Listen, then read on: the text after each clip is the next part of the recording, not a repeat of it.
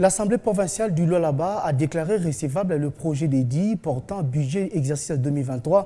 Ceci après les réponses de la gouverneure intérimaire Marie-Thérèse Masuka Saini aux préoccupations des élus lui adressées concernant les routes des dessertes agricoles. L'autorité provinciale a révélé le cas de la route Kasaji-Kapanga qui était en délabrement avancé, donnant du fil à retordre aux usagers et devenue très praticable grâce aux travaux intenses de son gouvernement. Ils sont pour.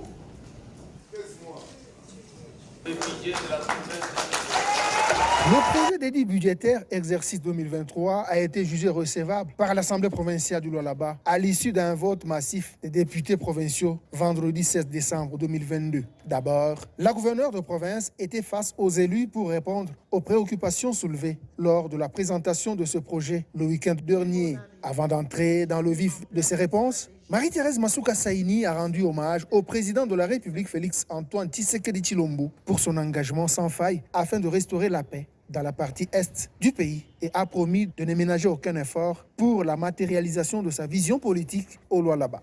Je ne puis commencer mon propos de ce jour sans rendre mes hommages les plus déférents à son Excellence Monsieur le Président de la République démocratique du Congo et chef de l'État Félix Antoine Tshisekedi Tshilombo pour sa volonté incontestée de prioriser les intérêts de la population et s'assurer la bonne gouvernance, facteur d'évolution de notre nation. Répondant à chaud à la question de Donat Chimboj sur l'évolution des travaux de construction des infrastructures routières à l'intérieur de la province, la chef de l'exécutif provincial n'est pas allée par le dos de la cuillère. L'honorable Chimboj avait fait état des difficultés concernant la traversée d'une rivière sur l'axe routier Kasaji-Kapanga, traversée au cours de laquelle il s'est déchaussé, s'est retroussé ses habits et mettait sa valise sur sa tête. Peut-il nous confirmer si les difficultés perdurent aujourd'hui?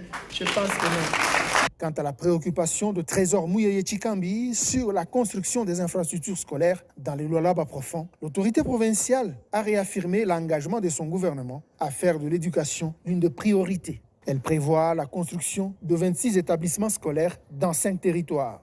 En effet, 26 écoles en matériaux durables seront construites à l'intérieur de la province.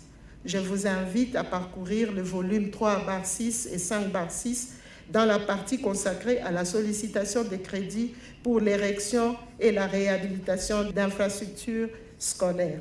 Marie-Thérèse Masuka a réitéré sa détermination à tout mettre en œuvre pour répondre aux aspirations du peuple lualabais en conformité avec la vision du chef de l'État.